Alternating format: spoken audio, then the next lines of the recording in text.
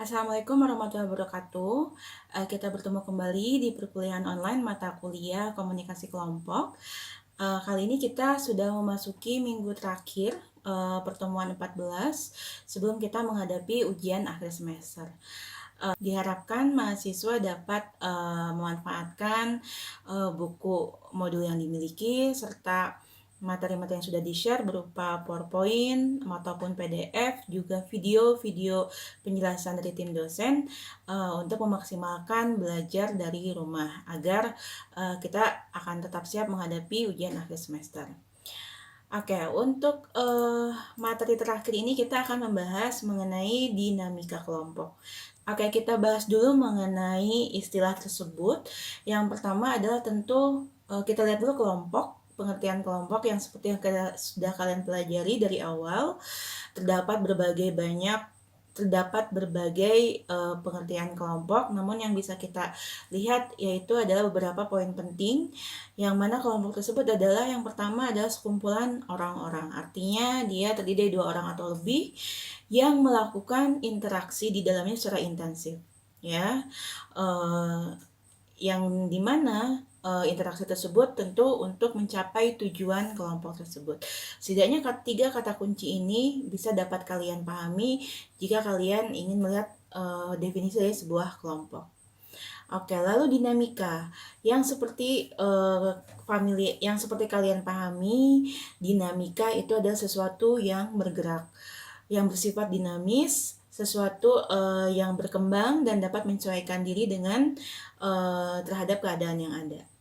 Oke, jadi ada sebuah kelompok, lalu ada sebuah konsep mengenai sesuatu yang terus bergerak dan berkembang. Sehingga kita dapat melihat pengertian dari dinamika kelompok intinya adalah konsep yang menggambarkan bahwa sebuah kelompok tersebut akan selalu bergerak dan berkembang guna menyesuaikan dengan perubahan-perubahan kondisi yang ada.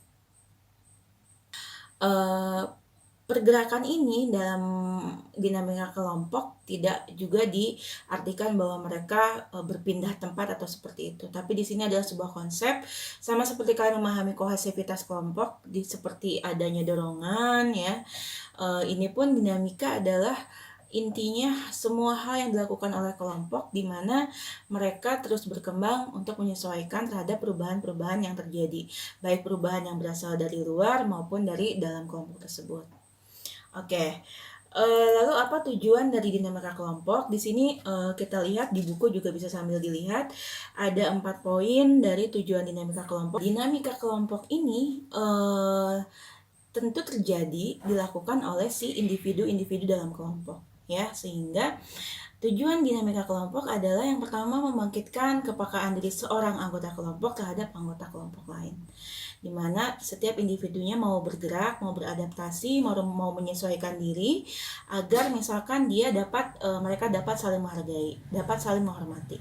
Ya, sehingga nanti akan timbul rasa solidaritas, kemudian juga tercipta komunikasi yang terbuka, ya, menimbulkan adanya etikat yang baik di antara sesama anggota kelompok. Intinya adalah jika setiap individu dalam kelompok tersebut melakukan perubahan ke arah yang lebih baik, menyesuaikan dengan kondisi yang ada, maka hal-hal tadi akan tercapai, ya. Intinya adalah tentu balik lagi kepada kerjasama tim yang kompak untuk mencapai tujuan dari kelompok tersebut. Nah, lalu apa itu fungsi dinamika kelompok? Dengan adanya dinamika kelompok, diharapkan bahwa individu satu dengan yang lainnya akan terjadi kerjasama saling membutuhkan. Ya, dengan adanya dinamika kelompok ini, perubahan-perubahan dari masing-masing anggota, lalu nantinya perubahan dari si kelompok itu sendiri, akan muncul rasa saling membutuhkan atau ketergantungan, ya, karena mereka bergerak sebagai kelompok. Jadi misalkan ketika satu individu berubah atau mereka berkembang, jika tidak diikuti oleh anggota kelompok yang lain, maka kelompok tersebut tentu tidak akan mengarah kepada tujuannya. Analogikanya lagi adalah ketika misalkan mungkin kalian tahu permainan saat 17 Agustusan, yaitu lomba menggunakan bakyak, ya, dimana kita asumsikan bahwa si bakyak itu adalah wadah atau kelompoknya, yang mana dia harus berpindah atau harus mencapai tujuannya, yaitu finish line-nya. Nah, si anggotanya ini yang menggerakkan si kelompok tersebut adalah orang-orang yang menjalankan bakyak tersebut. Kebayangkan jika misalkan jika misalkan semuanya bergerak secara serempak, kompak ya, maka akan berhasil mencapai tujuannya. Tapi jika individu yang satu misalkan yang paling depan dia sudah bergerak ke kanan, dia sudah bergerak kaki kanan, kemudian yang tengah kaki kiri, yang belakang diam saja, akan kebayang bahwa mereka tidak akan sampai ke tujuannya. Jadi individu yang satu dengan yang lain akan terjadi kerjasama saling membutuhkan. Lalu dinamika kelompok memudahkan segala pekerjaan. Sudah tergambar tadi ya dari analogi tadi. Kemudian juga berkaitan dengan melalui dinamika kelompok, segala pekerjaan yang membutuhkan penyelesaian dapat teratasi, mengurangi beban pekerjaan dalam kaitan yang lebih luas, yaitu dalam kelompok sosial masyarakat, individu satu dengan yang lainnya dapat memberikan masukan atau berinteraksi karena ingin sama-sama tadi bergerak melakukan perubahan, penyesuaian untuk menghadapi kondisi yang terjadi saat itu.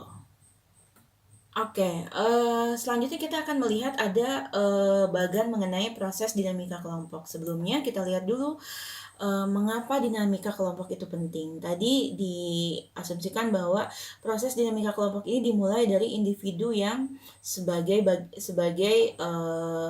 anggota dari kelompok tersebut. Mengapa si individu dalam kelompok tersebut harus terus melakukan perubahan, penyesuaian, ya karena kita kembali lagi kepada asumsi awal bahwa individu itu tidak mungkin hidup sendiri dalam masyarakat. Kita ketahui ada banyak kebutuhan dari setiap individu harus dipenuhi. Setiap individu memiliki potensi sebetulnya untuk memenuhi kebutuhan tersebut, namun potensinya terbatas. Hal kecil misalkan untuk kebutuhan yang primer seperti makanan, pakaian, rumah, dan lain sebagainya, kita tidak bisa membuat itu sendiri. Kita membutuhkan misalkan jasa tukang jahit untuk membuatkan pakaian untuk kita. Nah, sehingga pada dasarnya memang manusia membutuhkan orang lain atau membutuhkan kelompok untuk memenuhi kebutuhan-kebutuhannya. Nah, di sini bisa kalian lihat juga ada bagian mengenai proses dinamika kelompok yang bisa kita lihat di awal, yaitu di mana individu saat masuk ke dalam kelompok tersebut. Ya, saat masuk kelompok tersebut diasumsikan dia seperti es yang membeku karena dia tidak mengetahui kelompok tersebut, dia tidak mengenal mungkin dengan anggota kelompok lain, ya belum ada proses saling mengenal sehingga dia seperti membeku atau tidak dapat berinteraksi, berbuat apa-apa, ya. Kemudian seiring berjalannya waktu, kemudian saling mengenal, ya, sehingga itu saling mengenal satu sama lain, mulai beradaptasi dengan kelompoknya. Nah, itu diibaratkan seperti ice breaking. Ya, dia sudah individu sudah mulai bergerak untuk berkenalan, untuk dapat beradaptasi dengan kelompoknya. Nah, setelah itu mulai terjadi berbagai diskusi-diskusi atau interaksi yang lebih intens, yang mana yang seperti kita ketahui biasanya sudah mengikut sertakan emosionalitas, kemudian mulai memanas, lalu terjadilah konflik atau proses storming. Nah, di sini setelah proses tersebut akan terjadi forming atau perubahan perilaku. Ya, yang tadinya dia masuk tidak mengenal siapa-siapa, tidak mengetahui apa-apa, lalu dia berinteraksi, lalu dia terjadi konflik dan lain sebagainya, lalu terjadi perubahan sikap atau perilaku. Selanjutnya adalah norming. Di sini terbentuknya norma-norma atau aturan dalam berperilaku, ya, agar tadi menghindari konflik salah satunya. Nah, yang mana setelah adanya aturan, ya, yang dilakukan selanjutnya adalah fokus kepada individu dan kelompok melakukan berbagai kegiatan yang guna mencapai tujuannya tadi. Oke, jadi disinilah proses dinamika kelompok atau bagaimana setiap individu dari awal dia masuk kelompok sampai dia berkembang dalam kelompok ini, dia pun tidak statis. Ya, dia pun selanjutnya mengenai persoalan-persoalan dalam dinamika kelompok, ya, yang seperti kita tadi bahas bahwa eh, apa saja yang mempengaruhi kondisi-kondisi seperti apa saja yang dapat mengaruhi sebuah kelompok agar dia sebaiknya berkembang atau berubah menyesuaikan diri. Nah, di sini ada beberapa hal persoalan yang kaitannya dalam dinamika kelompok. Yang pertama yaitu kohesi atau persatuan. Nah, ini kita kembali lagi kepada materi yang sudah dibahas mengenai kohesivitas kelompok, di mana di situ dijelaskan bahwa setiap anggota kelompoknya itu ada kedekatan, ada hal yang mendorong setiap anggota, ada ketertarikan satu sama lain, sehingga membuat si anggota kelompok tersebut tetap berada dalam kelompok. Ya,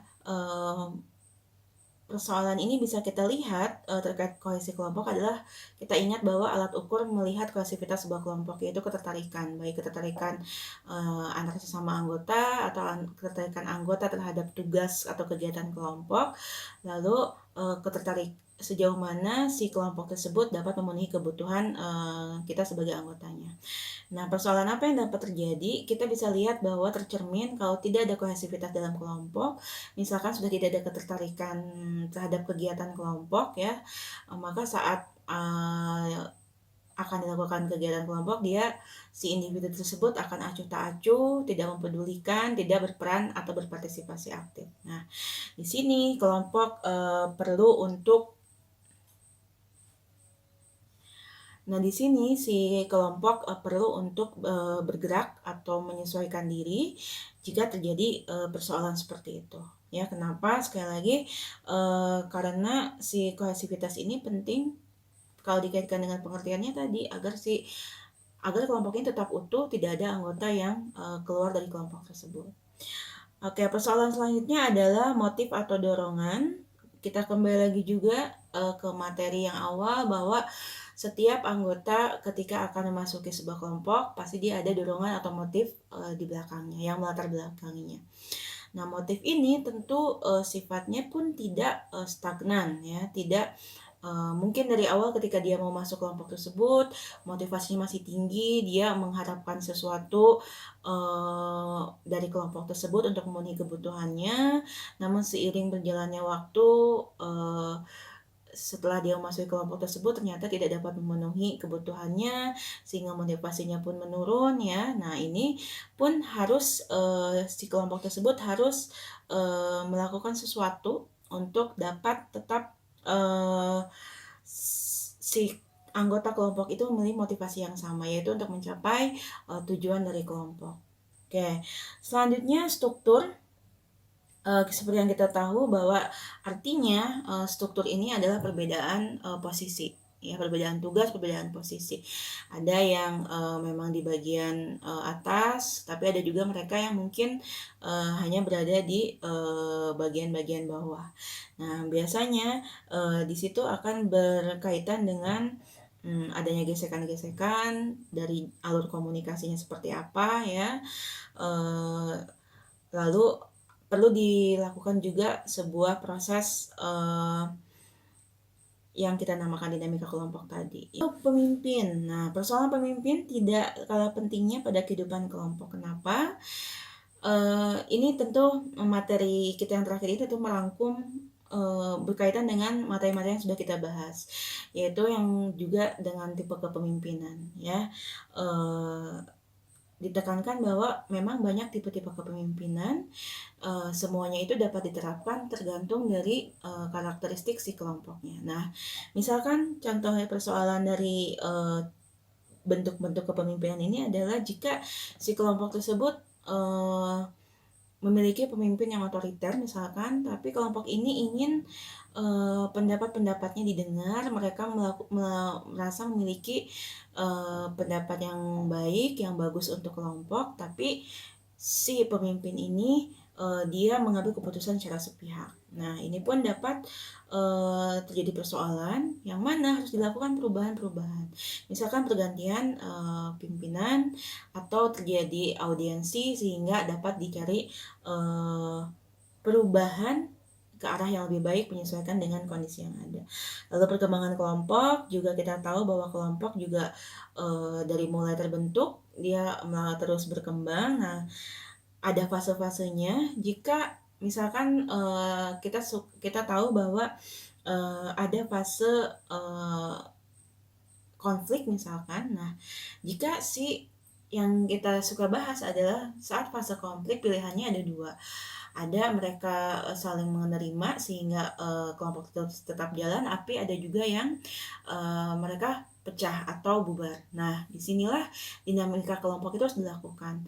Apakah si kelompok ini masing-masing anggotanya ingin dapat berubah, dapat menyesuaikan diri, dapat berkembang dengan kondisi konflik yang ada sehingga mereka dapat saling menerima, saling menghargai dan tetap terbentuk kelompoknya. Atau jika mereka tidak melakukan perubahan apa-apa, kalau mereka hanya stagnan seperti itu saja, tidak ada perubahan, tidak ada keinginan berkembang, maka pilihannya adalah kelompok tersebut akan pecah dan akhirnya akan bubar.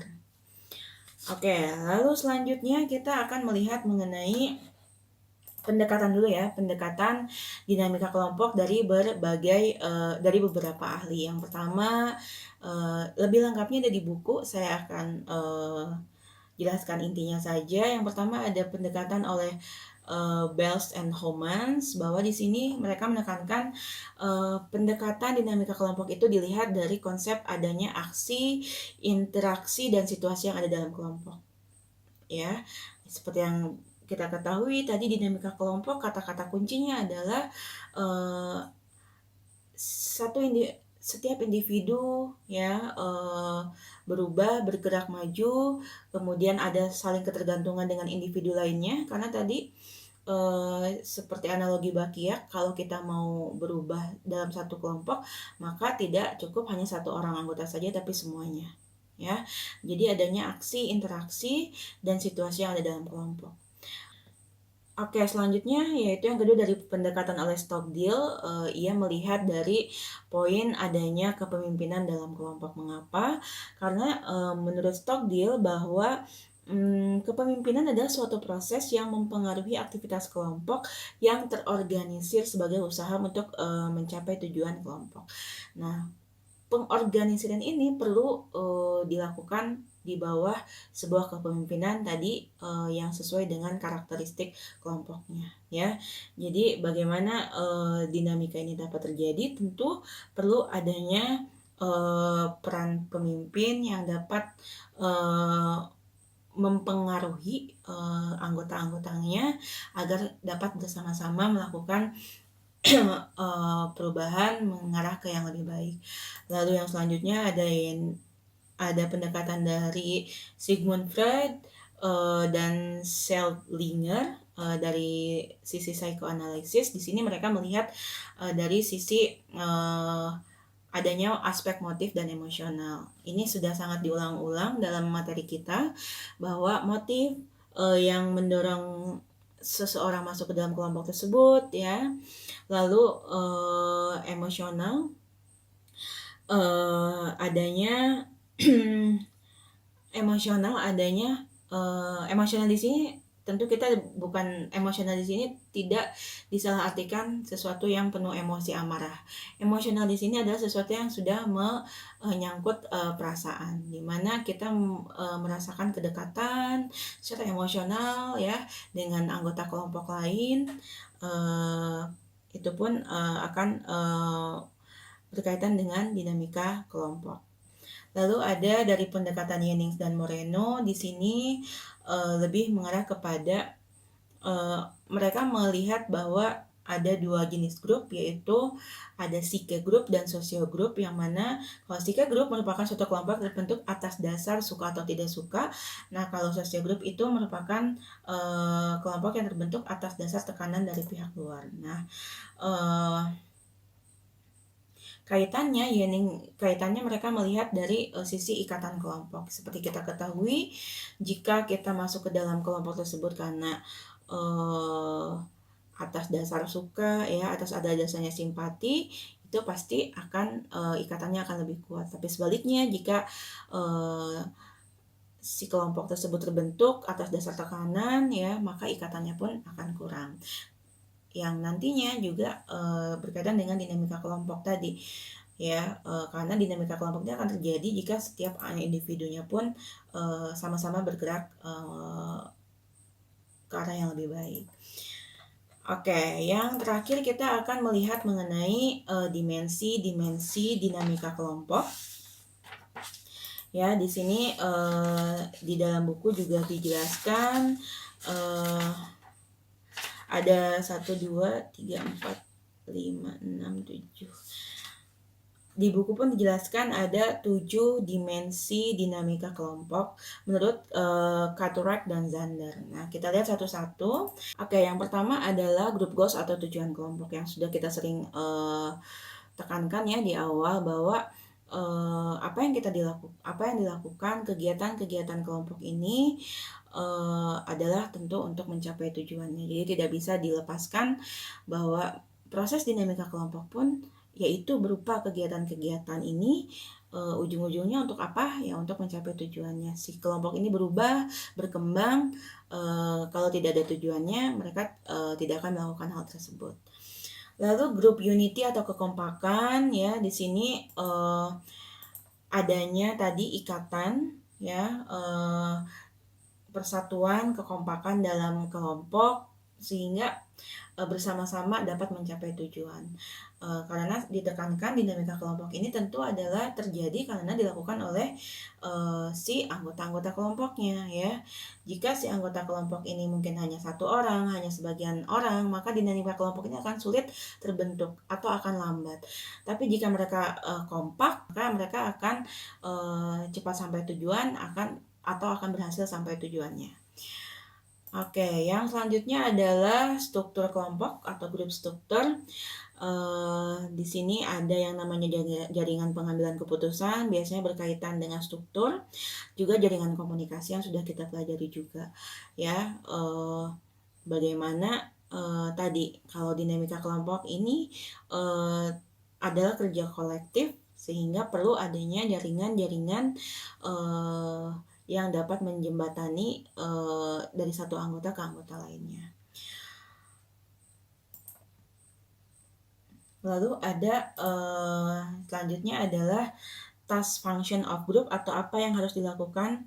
Dalam bagian ini yang perlu diperhatikan dan harus dilakukan oleh kelompok adalah diantaranya 6 hal, yaitu perlunya adanya koordinasi, adanya informasi, pesan-pesan yang dikomunikasikan ya, inisiasi, ada prakarsanya, kemudian penyebaran, diseminasi, ada kepuasan dan menciptakan kejelasan kelompok.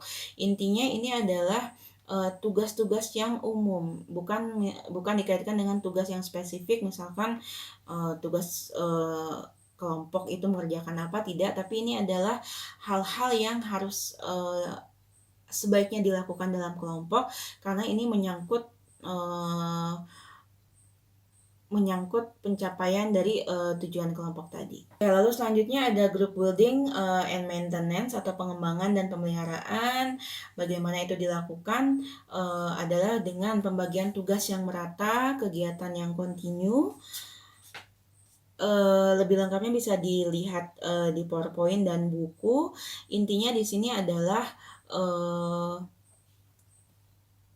dinamika kelompok tentu perlu sumber-sumber daya untuk melakukan perubahan tersebut ya, tidak hanya sebatas niatan atau hanya konsep saja, tapi juga harus dilakukan. Artinya bagaimana mengembangkan dan memeliharanya ini bisa diterapkan dari ke-6 proses ini. Nah, lalu adanya group pressure atau desakan dari dalam kelompok. Nah, di sini maksudnya adalah kita sering tahu adanya dalam hal ini diperlukan sanksi atau sebaliknya reward terhadap perilaku anggota kelompok. Kenapa? Karena terutama mungkin di grup formal ya yang sifatnya mengikat, tentu setiap anggota kelompok mau tidak mau harus mengikuti kelompoknya. Apakah itu terpaksa atau apakah itu memang sifatnya terpaksa, tapi untuk kebutuhan kelompok, apalagi kelompok formal ya, berupa tugas, itu harus, dilakukan. Jika tidak, akan mendapatkan sanksi. Sebaliknya juga, jika mereka, partisipasinya baik, akan mendapatkan reward. Group effectiveness ini di efektivitas kelompok dapat dilihat dengan dua rumusan ini. Jika tujuannya yang sudah dicapai atau yang belum dicapai bisa dilihat usahanya. Ini dikaitkan dengan kepuasan dari masing-masing anggota. Sekali lagi, kita masuk ke dalam suatu kelompok tentu untuk memenuhi kebutuhan kita, mencapai kepuasan kita terhadap kebutuhan yang kita inginkan, ya. Nah, jadi intinya aktivitas kelompok adalah ditandai dengan tercapainya tujuan dan kepuasan. Nah, jadi intinya efektivitas kelompok ini adalah tercapainya tujuan yang diinginkan, juga setiap anggota kelompok juga mendapat kepuasan yang dicarinya dengan dia memasuki kelompok tersebut. Oke, baik, demikianlah materi untuk minggu 14 ini. Semoga kalian dapat memahaminya dengan baik. Selamat mempersiapkan untuk ujian akhir semester setelah Lebaran. Juga di kesempatan ini saya mewakili tim dosen serta asisten dosen dari komunikasi kelompok ingin menyampaikan mohon maaf lahir batin apabila kami ada hal-hal yang kurang berkenan kepada para mahasiswa semua. Terima kasih atas perhatiannya. Wassalamualaikum warahmatullahi wabarakatuh.